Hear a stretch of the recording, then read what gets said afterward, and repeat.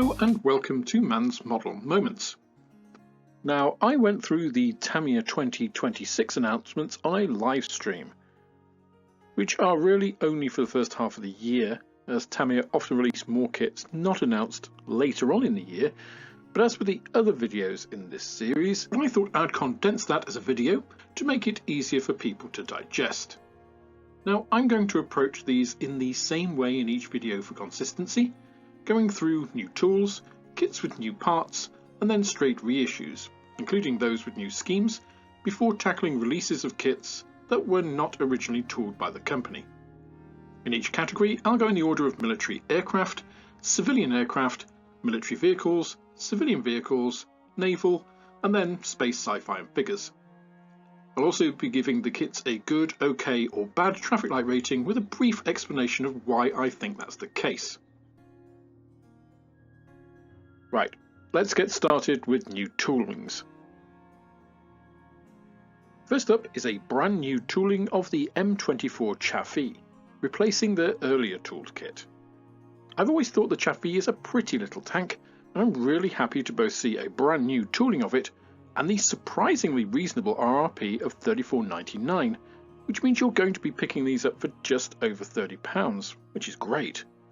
I think that this shows that Tamiya are keeping an eye on the Chinese market and aiming to be competitive with them in terms of pricing, whilst upholding their reputation for quality.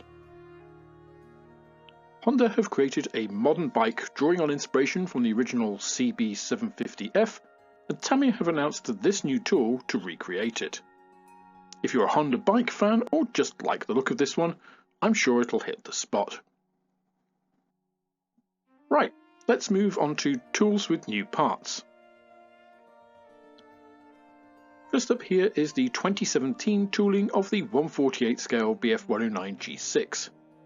Now, I am told that if you want this specific aircraft here, then it's not easy to get at the moment, but that seems like a very narrow slice of people to justify a set of new parts for a pretty recent Tamiya tooling. If you want it, great, but I personally don't think this is an earth-moving announcement. On the slightly more positive front is the Schwimmwagen with wide wheels. Again, it's not a huge difference from the original, but at least it means that those who want this variant don't need to go to the aftermarket, and if you don't mind which variant, then it'll broaden availability or provide variation in a diorama. Moving to civilian vehicles and another Honda bike, this time the RS1000 Endurance Racer.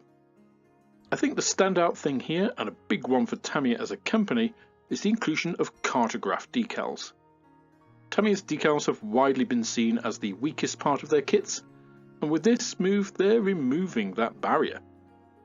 This particular bike was last released over a decade ago, so being able to get it now with better decals is a really good thing, I think. The same can be said for the Yamaha RZV500R2, though the last rebox of this was much longer ago, back in 1985, making this reissue with new decals even more welcome. Okay, that's all the new stuff. What are we getting that we haven't been able to for a while? Well, the first one is the venerable 250/3 Greif, complete with Rommel and soldier figures. Yes, there are better kits of this out there in both the rather difficult to locate Dragon kit and the much more recent Tacom kit, but they're also both around the £35 mark, whereas this will be in shops and online for about £22, so I think it's great that you have this choice. Likewise, the old Goulash Cannone is definitely not as good as the recent ICM kit, but it's also only $14.99 RRP, and it's horse-drawn, so it gives you some nice options, which again I think is always a good thing. I think other model companies, notably Revell and Italeri, could also learn a lesson here. Tamiya's pricing on these last two items are what really makes them competitive. If they were £35 and £25 respectively, they'd both have been amber red ratings, but as a budget option, these are great. That's also what takes down the M60A3 from a green to a green yellow, because I think that this is a bit too much for what you're seeing. Now it is still positive because you are getting the US accessory set included as well here, and by the time it hits shelves it'll be just over £30, so it's reasonable but not amazing. What I can't really fathom, however, is the pricing on the Iraqi T55 Enigma when the mini art kits are available for about £10 more. The mini art kit is a much more recent tooling than even the additional parts on the Tamiya kit, with the base parts coming from the 2016 T55. Different versions are also available, and the new parts are from just the last couple of years. Now if this was released at $39.99 RRP it would be green, but for this price it's just too much, I feel. The last military release here is another one which is fine, but probably has a narrow appeal. The only other Tyran 5 available is from the Ukrainian manufacturer Skiff, and whilst available they are quite expensive.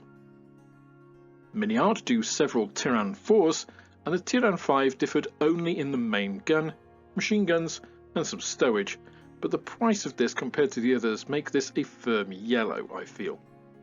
Again, if you specifically want a Tyran 5, then at the moment this is one of the most cost-effective ways to model one.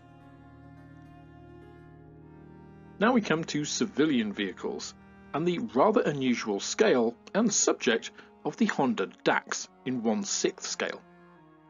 This hasn't been available for quite some time, and the reissue of it now with cartograph decals is quite an interesting release. In this scale, those decals alone would be quite a lot, and although a 1970s kit, I think the unusual subject, coupled with Tamiya's quality and those decals, is actually quite compelling for what will hit the shelves at just over £50.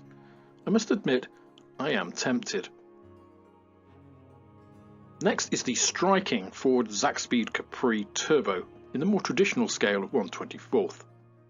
This comes in at a very reasonable $29.99 RRP, which again, considering you're now getting cartograph decals, which I imagine are extensive, is excellent value. Less to my personal taste, but one that I am sure will be popular in some markets, the Porsche 934 Vaillant in a jade teal scheme with yellow, red and pink accents. Interesting for sure, but just not my cup of tea. Again, with photo etch and cartograph decals included, the price does seem about right. An excellent return here is the Austin Mini Cooper at a very competitive $24.99 RRP. This is a fairly difficult kit to get hold of second hand, and prices are often silly, so a reissue now seems well timed. Now I've given the Morris issue of the same car a green amber, as it only differs from the former release by the badge, although most will simply just think of these cars as the Mini. A bit more distinctive is the racing version of the Mini, which at the same price as the others deserves a solid green as well, I think. For the last two releases we depart into the rather esoteric and a couple of functional and educational models, the first of which is the walking and swimming penguin. I think models like this that broaden the appeal of the hobby and get those who currently are not interested into creative endeavours is welcome, and sensible pricing makes these very appealing. Good to see them back. The second here is the walking and swimming duck. Having these two in a model shop to capture younger prospective modelers, or those who just simply want some play value out of their kits, is a very positive thing. Right, that's it for this Tamiya half-year preview. Let's have a look how it pans out. Well, there's a lot to like here. 13 kits rated a solid green, or 68% of the total. Some sensibly priced new tools, and the return of many kits that have been missing from the library for a while, together with the addition of cartograph decals, which I think is a pretty big deal. Still positive, but not solid greens, another 3 kits, or 16% of the total. In the OK category, we have only 2 kits, or 11% of the overall release announcement.